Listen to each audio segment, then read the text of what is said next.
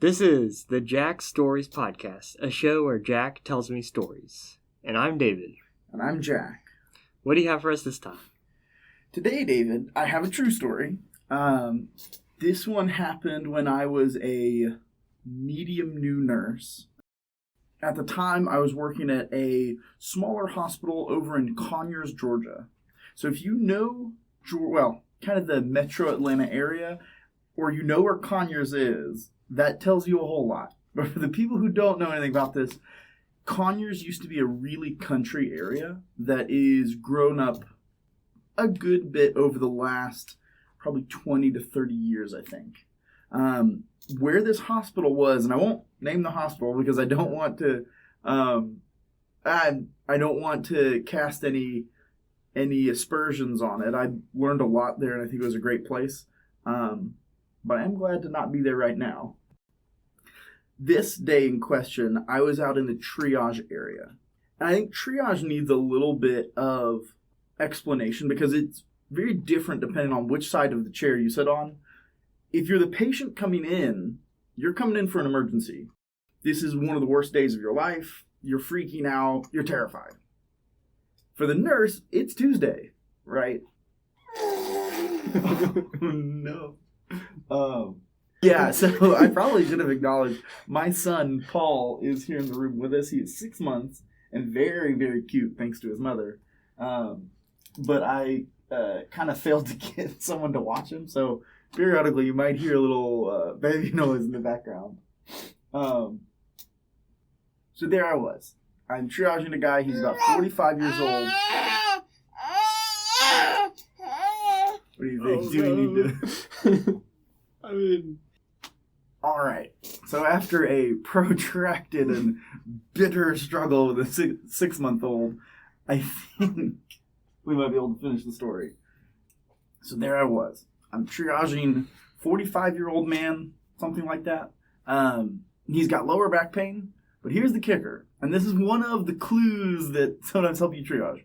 His back pain had been ongoing for 6 months, which generally tells you that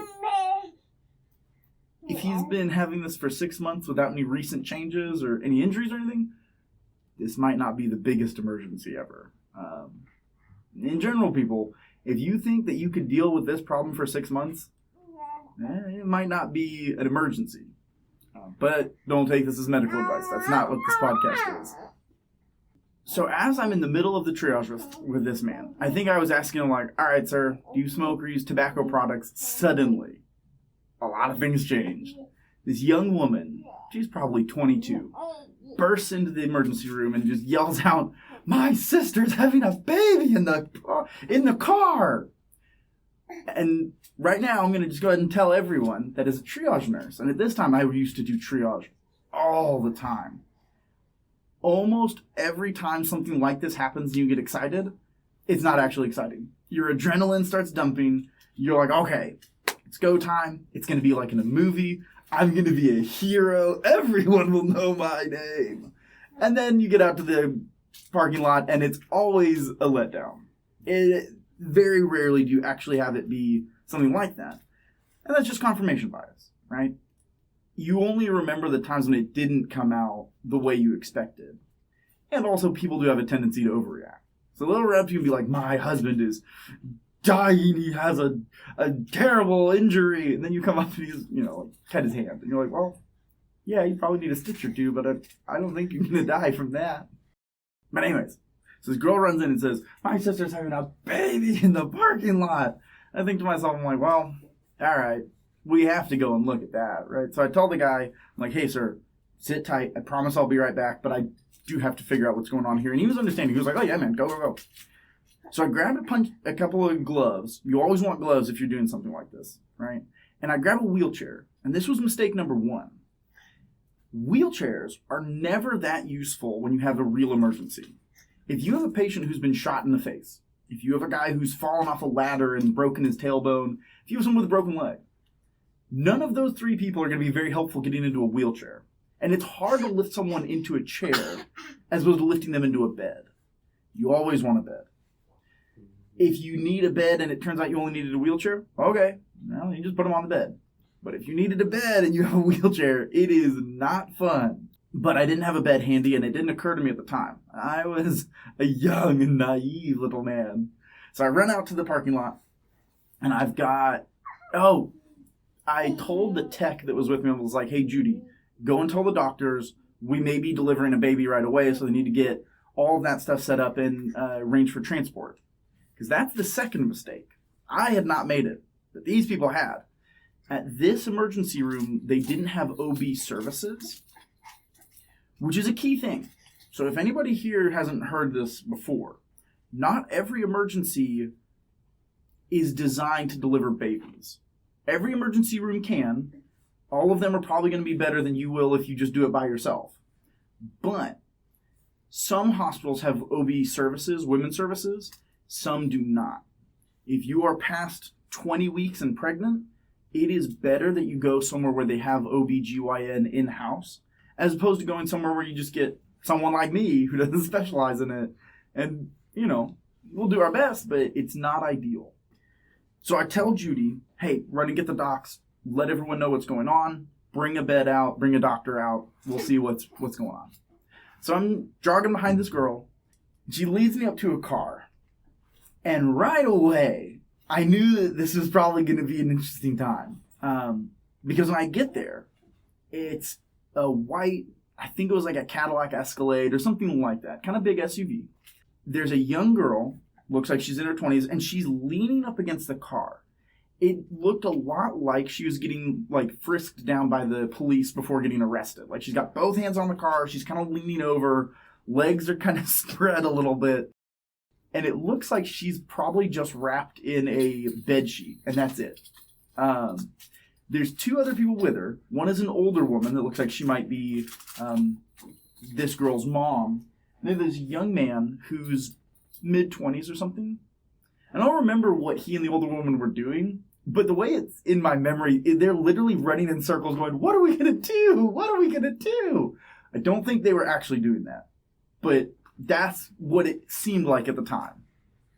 So I jog up, and by this time, I was experienced enough as a nurse that the fact that everyone else is freaking out was actually great for me because it helps me to moderate the adrenaline response. And so now I'm super calm, very collected. So I come up and I go, okay, what's going on, everybody? How can I help? I'm Jack. I'm going to be your nurse today.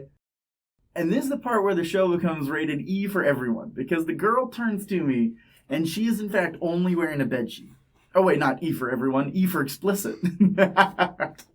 She's just wearing a bedsheet. And the bedsheet is open. And, with a quick visual inspection, I thought to myself, Jack, that girl's very hairy. She's got a very hairy bush. Sorry, everybody, but that is what I noticed. Okay?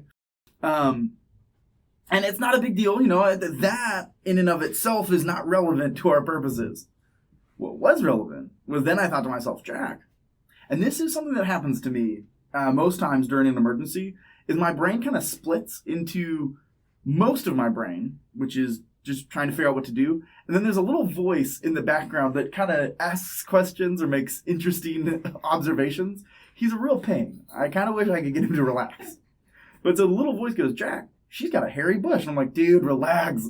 It's like, Jack, something's off with the shape of her vagina. Something is going on there. And so I look closer and I'm like, oh, God, I think that's the top of a baby's head. So in my head, when I came out to the parking lot, I was like, we might deliver a baby today. Then I saw the girl leaning against the car. I'm like, we might deliver a baby this hour. Then I saw the baby's head and I thought, we're probably going to deliver a baby right now. So I go up and I'm like, okay. And I grab the young man and I say, listen, dude, I need you now. You cannot mess this up. We have to do this right. So I grab him, and mind you, in hindsight, there's a lot of things I might have done differently with this. This is how we did it at the time. So I grab him and I'm like, look, you come over here, squat next to her, one arm around her waist, or both arms around her waist. We have to keep her upright. If she falls, this could be bad. She may hurt herself. She may hurt the baby. And the dude's eyes are so wide. He's like, okay. And I'm like, you've got this, man. This is it, right? You have to do this right. And it is interesting watching other people in those moments of, this is a serious thing, dude. You're going to remember this your whole life. You can't drop the ball, man. Like, you have to hold your end of the boat. Because if you drop it, you can't undrop it. So he's there, and he's got his arms around her waist. And I go up to her and I'm like, listen, girl, the baby's coming right now. So you got to help me. You got to do your best. So I put my other arm around her, and now it looks kind of like a rugby scrum. So she's half squatting. He and I are half squatting as well. I've got my left arm around her waist, and I've got my right arm in between her legs. My right hand in between her legs, and I go, okay, girl, go ahead and push. And she goes, ah! And I thought to myself, how long is an umbilical cord? Right? Because for those of us who are not medically aware, you have a baby. Baby's connected by an umbilical cord to a sac called the placenta. And the placenta is attached to mom. Placenta has a ton of blood vessels in it. One of the leading causes of maternal death is if the placenta separates too early or it doesn't separate correctly, she'll bleed a lot. So I was thinking to myself, I was like, okay, if the baby comes out and I miss, how long is this umbilical cord? Is the baby just going to swing around like a cursed yo-yo? Or will the baby just right on the ground?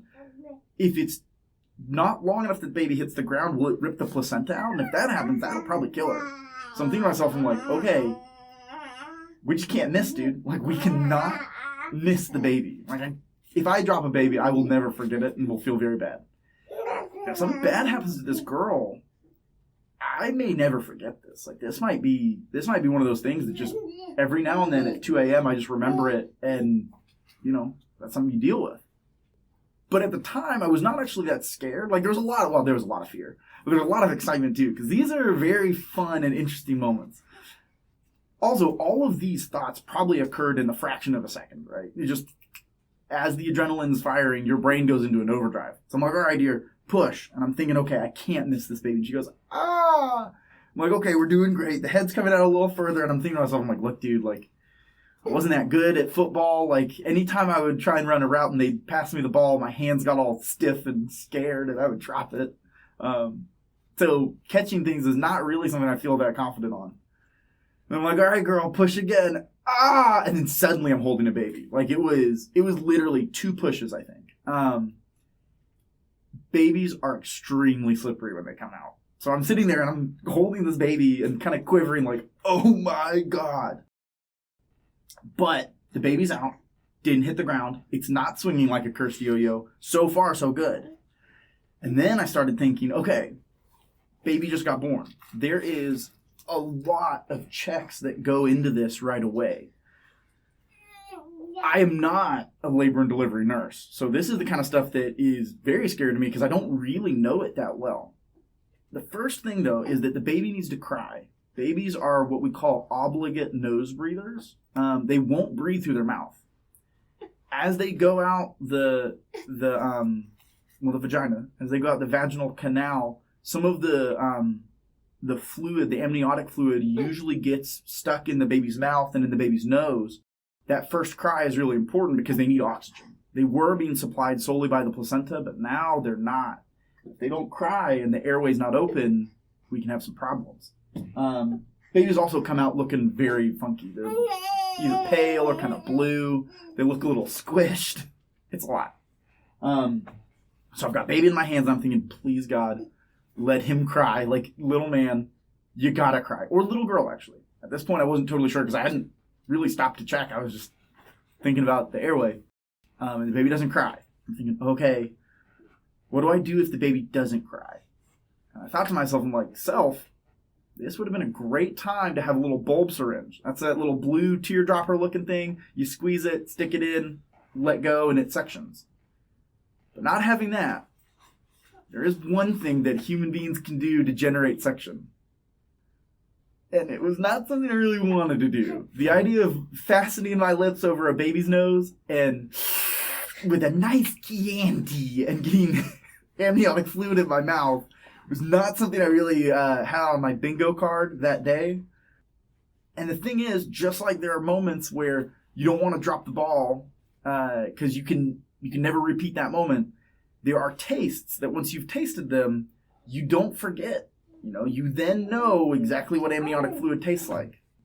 And I didn't really want to have that taste in my mouth, but here's the thing. To save the life of a newborn baby, there's just not a lot of things you won't do, right? So I'm sitting there and I'm like, okay, time to slap the thighs, man. Time to, okay, we're going to do it. And then things changed again. And the story got even more interesting. All of a sudden, there's this woman there. I hadn't noticed her before the entire time. And she's wearing like a neck to ankle length dress. It's a gold dress, no sleeves on it. First of all, I was like, that's a kind of weird outfit. And she has this little device around her shoulders, like around her neck on her shoulders. In hindsight, it's a Frida suction device. These things are awesome. I didn't know what it was at the time. I have one now for my son. It lets you jam a little nozzle onto the baby's nose. You put the other end in your mouth, and there's a filter in between, so you can suck away and nothing gets through. I didn't know what that was at the time, but she runs and she's like, I got this. And goes, and suddenly the baby goes, wah, wah. And I was like, oh my God. Like, I've observed several births, and this one was a big one. The baby crying was a very cool moment, and it was a huge rush of relief where I was like, okay, if the baby's crying, already we're well on the way to a safe and healthy birth, right?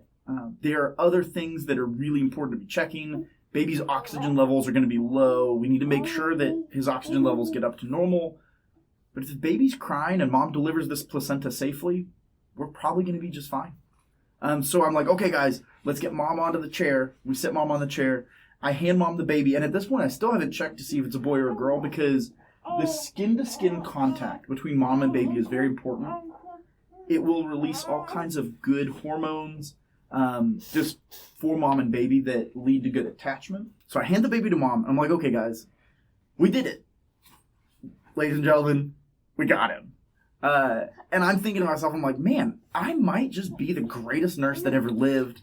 I'm a hero. Like, I'm just the greatest person ever. I know that selfish thoughts like that are not really supposed to occur to you, but here's the thing. They do. I don't think they're bad. And it was exciting. It was a great moment. So I look at the mom and I'm like, is this the baby's father? And the dude's like, yeah, I'm the father. I'm like, dude, you did good, man. You did real good. And I hope that meant something to him at the time because I was proud of him. I was like, dude, if you had not done your part and mom had slipped or something or, whatever, that would have been bad. So this guy did a great job. If you're out there, guy, you did a great job. So I'm like, all right, everybody, we're going to go back. We're going to see some doctors. We're going to get everything set up. And mind you, it's been maybe 5 minutes. Like, no one else has arrived yet. This happened super fast. I'm like, we're going to get some things done. The doctors need to do some checks. Mom, you're going to be great. It's all good news. I'm like, all right, let's go. And then I hear the mom, and she goes, no.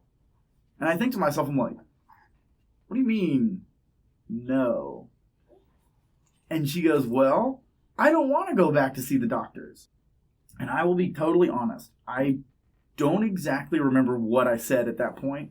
I think, and it shows you that I'm kind of weird. I think what I said is I'm like, oh, no, ma'am. That would be most unwise. Like, you need to see the doctors. There's a good chance that I was like, are you a fucking moron? Like, you have to see the doctors. Like, what are you talking about, you idiot? I think it was the former. The second one is what was playing in my head because I'm like, what do you mean? And the mom and her mom both go, no, we're going to go. We're going to leave. I'm like, guys, no, like, this is a serious deal. Like, there are a lot of things that can happen from here that can be dangerous. And the woman in the gold dress is like, don't worry, I've got it from here. And I'm like, who are you? Like, where did you come from? I have no idea who you are or what qualifications you have. And then the sister, right? The first girl that came in and said, hey, my sister's having a baby. She goes, don't worry, the OB doctor's on call. And I'm like, oh, that's just great. But where are they? They need to be here. Like, are they on vacation in Florida? Or, like, I could have really used them just now. And then the mom's like, nope, we're leaving. And, like, she just stands up, gets in the car, and they just, chook, chook, chook, doors closed, and they just drove away. And I'm standing there with, like, up to my forearms in amniotic fluid. My heart rate is just going. And I'm thinking, what? What has just happened? And this is right at the moment where Nas, one of the providers, and Judy and a couple other people come out and they're like, where's the person? Like, where's the mom? Where's the baby? I'm like, they left. They're like, wait, what do you mean? I'm like, they left. And they're like, what do you mean they left? I'm like, they got in the car and drove away. They're like, wait, what? I'm like, I know. Like, can you do that? I'm like, they did. I don't know if you're allowed to do that, but they did. And that was kind of it. Like, I went to the nurse manager and was like, hey, what do I do? And they're like, well, we can't keep people from leaving. Since they were never registered as a patient, there's not a whole lot we can do. So I typed up an email and sent it to my managers and to the head of the physician. Was like, look, this is what happened. God willing, everything worked out for them. Yeah.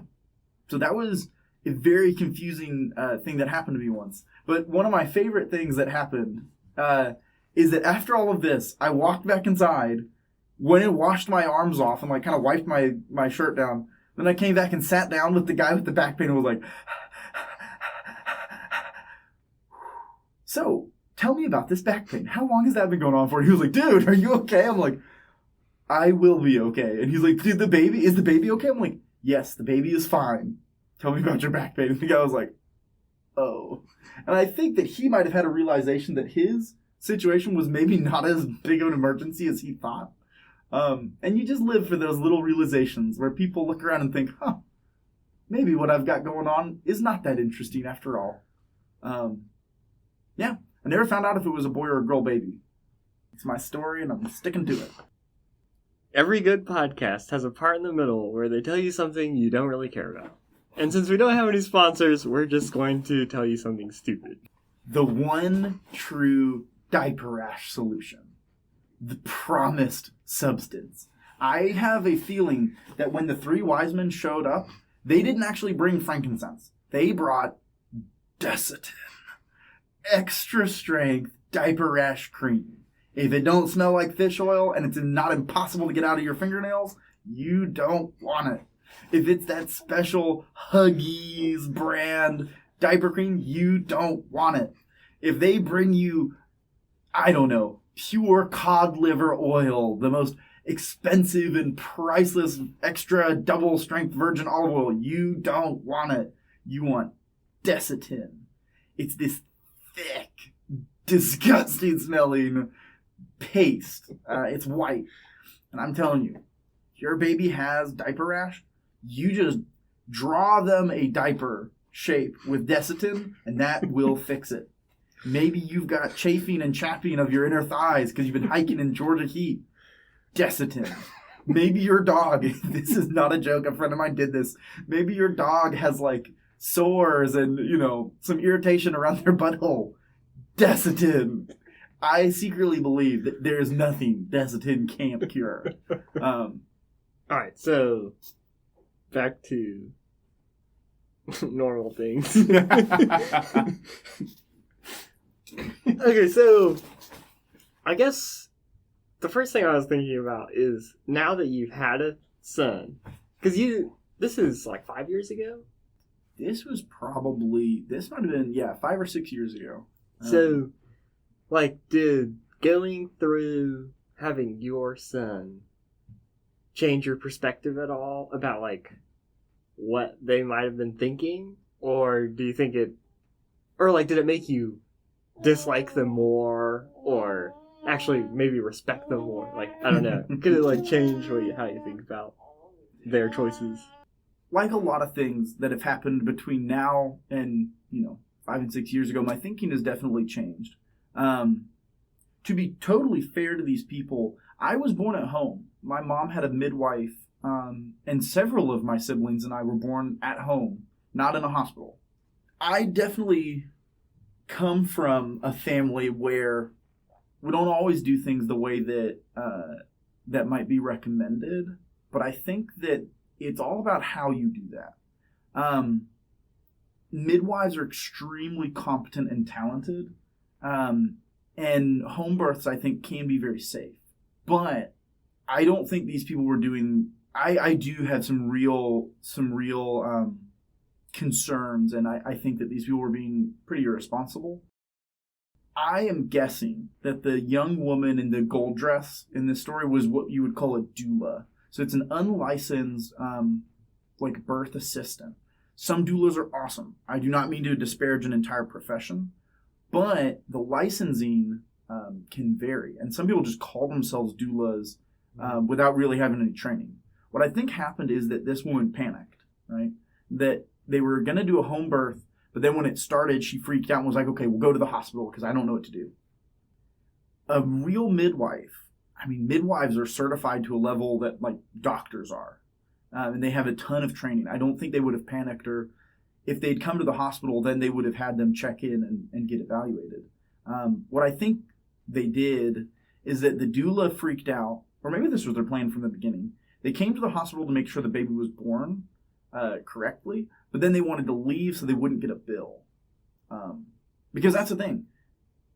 This hospital never sent them a bill. They got that baby for free. Having had a baby, it is expensive. If you don't have health insurance, it is extremely expensive. And I understand that. This year, we have been just absolutely crushed by medical bills. So I have a lot of sympathy there. But all of that being said, I think these people were super irresponsible. The life of your child is worth more than money. The life of your wife, life of the mom is way more valuable than medical bills. Leaving was super wrong. I have a little sympathy, but I don't think it makes. I don't think my thinking has changed much. That these people were just being very foolish. Mm-hmm. The other thing I was thinking about kind of at the beginning when you're explaining how the ER works and triage and everything. So the word triage, I always think of a World War II medic running around and giving people opium and wrapping up gunshots and stuff. Mm-hmm. Yeah. But it's interesting to hear a little bit about what that actually means and what it actually looks like. And you were talking about how a lot of hospitals don't have the capacity for delivery and stuff. So, do you think that there's a way that could be organized a little bit better? Or is it just, maybe it's organized well, but the public doesn't really understand it that well? It might be better if they had a little bit more awareness. I think that's a really good question. This is one that I have thought of often over the last few years. And I don't really have an answer. So I'll answer one part and then the other part. The first thing I think of, so triage is very interesting to me. It's something that humans automatically do. If you have several things that all seem important that come to your plate right away, well, you have to do one at a time. To triage just means to sort. And depending on the circumstance, the way that you will triage is extremely different. So it's all about what resources are available and are you the only one, right? In the hospital, I've always got backup. So I got a lot of respect for people who are there on the scene and that's it. It's them. That's crazy. So yeah, triage is interesting. And it's the kind of thing that most of us will be triaged at least once in our lives. Right? You roll into the ER and you think you're having a heart attack. They're going to triage you and based off of what you say and what they see, that'll kind of determine what happens next for you. It's an interesting process. And then thinking about what services hospitals have, it is interesting to me the way that most people think of the ER and the way that the ER actually is. Because most people, and very understandably, right? Your wife is delivering a baby. Nearest hospital, go, right? But that's not actually what you should do. If your wife is delivering a baby, you need to have OB and prenatal care, and they will have a plan. You will have come up with a plan with your doctor about where you're going to deliver, and you should go there. Don't go to the nearest place. Go to the place you plan to deliver. And in your plan, you wouldn't choose somewhere that's 2 hours away. You would choose somewhere as close as possible, because not every ER and not every hospital has the OB/GYN or has labor and delivery in-house. The reason that that's the case goes back to money and resources. Hospitals can't always afford to have they can't afford to have a labor and delivery unit in every hospital. Instead, the big hospital in the area has that service, and everyone is assumed to be able to drive 20 to 30 minutes to get there. But the reason that there's not a sign in front of the ER, right? So say you're going to Nowheresville Hospital in Podunk, Georgia, you won't see a sign up front that says, we can do X, Y, and Z, and we don't do A, B, and C, right? There's a reason that you won't see that sign, and it goes back to a federal law called EMTALA.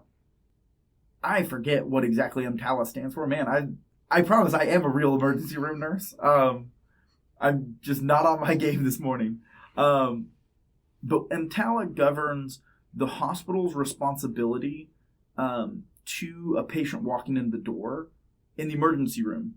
It also governs turning people away. The ER is mandated by law to not turn anyone away, regardless of what they present with, regardless of whether they have money or insurance, and regardless of whether the hospital delivers that service, right? So if a pregnant woman comes in and says, I'm having a baby, as an emergency room provider, I cannot turn you away. And that's good. That is good for Americans. We're not talking about what people will do when they're at their best. We're talking about what people will do when their hospital's already overcrowded, they've worked 4 12-hour shifts in a row, and they're on their 5th one. They just really don't want to freaking do it today, and they're tired, and then what are they going to say, right? And the parents are stressed, right? Or the patient is stressed. They're freaking out. They're having an emergency. What will they hear if I try to give them good information? That's the tension. And that's a lot of things in the ER boil down to not what did everyone want to happen, and not what, did the patient intend and did I intend. No, it's about what did I say? What did they hear and what actually happened? Yeah, that's really good to hear. Yeah. I remember when I first started learning how to drive, my mom made me drive to and from the hospital a couple times without any directions. And ever since I moved, I never did that. But it's like, you should definitely do that. Mm-hmm. When you have, it takes 20 minutes. You do it a couple times, and then you're just like way safer probably. Oh man, that had not occurred to me. But that is a very wise thing to do. If anybody hears our podcasts ever, that is a practice you should do now. In fact, I will take it a step further. If you don't already have a piece of paper and a note on your phone saying what medications you take and what allergies you have, for everyone in your house, you should make that piece of paper and that note on your phone. You should practice driving to the hospital at several times during the day. And you should do a Google search and find out what hospital in your area does pediatrics if you have children, does labor and delivery if you think you're going to have a baby or if your wife is of childbearing age. There are some types of strokes and some types of heart attacks that specialized hospitals will deal with. Okay. But I don't know that I will give any advice as far as that goes, because really, if you're having a heart attack or heart attack symptoms, or having a stroke or stroke symptoms, the advice I will give is go right now. Oh, yeah. Don't wait. Don't Google which one has the best doctor. Yeah. And don't wait a day to see if it'll get better. If you're having crushing chest pain, or you can't see out of one of your eyes and you can't move your left arm, go now. The difference of a few hours or 1 hour could mean the difference between a good recovery and a permanent injury that could very well affect your functioning for the rest of your life. Time frame is important with these kind of things.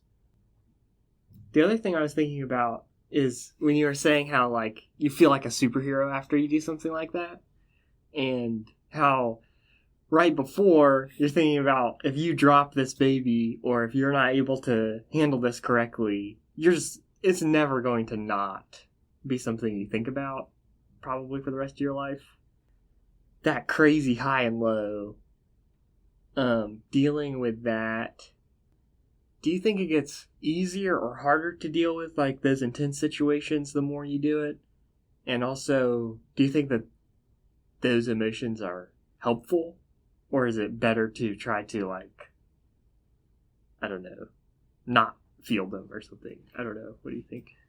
I think I'll answer the last part first. So I think that the emotions are natural, and so we know that they exist for a good reason. Fear is a good thing. The feeling of joy and triumph if things go well is a natural thing, and it's a good thing. But like all the things in our bodies and all the natural things about us, sometimes they get in the way. So what I mean by that is, like, right before the woman's going to give birth, I need fear to just give me a huge adrenaline rush. I need the fear to get my heart rate up, to get my muscles ready to rock. I need the fear to sharpen my thinking and to help me to take this seriously. It would be a horrifying thing if in that situation I didn't really care. I'm like, drop the baby, don't drop the baby. Mom dies, mom lives. You know, I'll go home and eat dinner tonight and nothing will change for me. That would be weird. And if someone told me that and meant it, I would be very afraid of them and would probably always keep an eye on them whenever I was near them, because something's wrong with that person. So fear in that way is a good thing.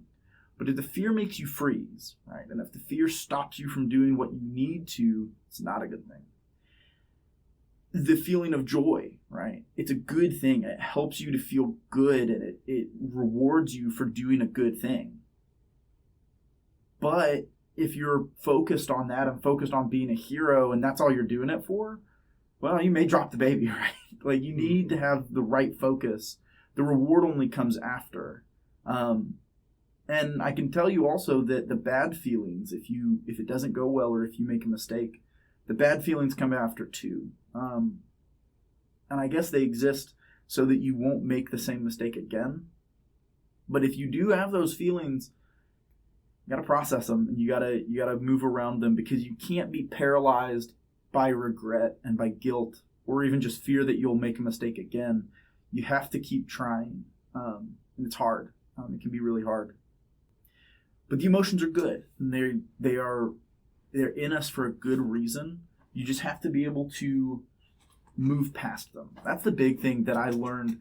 And over time, it becomes easier. The more you're exposed to fear and the more you're exposed to these high stress situations, the easier it gets to do the right thing. And the more you learn strategies in your own mind, strategies in your own mind to react effectively. But what I would tell everyone is, if you find yourself in a scary situation, right? The main thing you need to do is get help of some kind, whether that's to call 911 or to call a friend or to grab a bystander, get somebody else, right? And in getting somebody else, you'll have done the first thing that you have to do, which is to take action. You have to take action. Move your feet, right? Someone approaches you with a knife, move your feet. You need to run, right? And then call out for help. But the thing is if you move, if you do something, your brain will stop being paralyzed, and you'll then be able to do other things. You'll be able to think again. That is for me. I don't know if that's true for everyone, but it's been true for me in a lot of situations that if you start moving, you can then start thinking. If you try to think first, it can be hard, or too many thoughts come in, or you can't figure out which thoughts are most important. Do something, and then your brain knows that it's taking action, and it's a little easier. I have found that the fear and the paralyzing response got better as I'd been dealing with these situations more often. The bad feelings, when things go wrong, for me are still very strong. I think they're easier to deal with than when things went wrong initially, like when I first started practicing. The good feelings are also a little less strong, in the same way that, anybody that does something a lot gets a little bit accustomed to it. The highs get a little lower, the lows get a little higher, and you're able to dissociate a little bit from stuff. But it doesn't go away. At least for me, it has not gone away yet. Yeah, I don't know if Yeah. I fully answered that question. Yeah, that's pretty much what I was thinking. All right. Well, thanks for the story. Thank you for having me.